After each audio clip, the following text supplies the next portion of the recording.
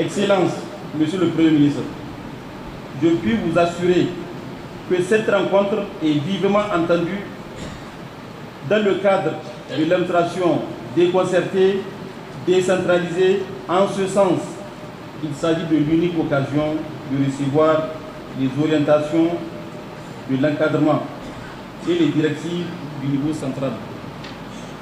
Le choix porté sur notre région pour abriter cette conférence des cadres de l'administration territoriale, le premier du genre dans l'histoire de l'administration nigérienne, sera inscrit à lettre d'or dans les annales de l'ADER.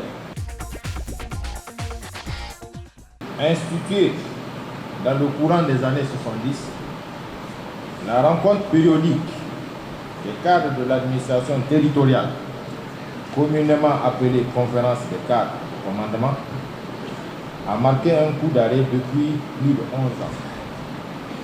Avec sa dernière édition tenue du 13 au 15 mai 2014 à Marrakech. Mais grâce à Allah, le Tout-Puissant, le Miséricordieux, nous nous retrouvons aujourd'hui à Tawa, en ce 9 septembre 2025, pour renouer avec cette tradition d'échange entre la portion centrale de notre département ministériel et les hommes et les femmes de terrain que sont les cadres de l'administration territoriale. Ces échanges concernent également les représentants de l'État et des autres institutions étatiques.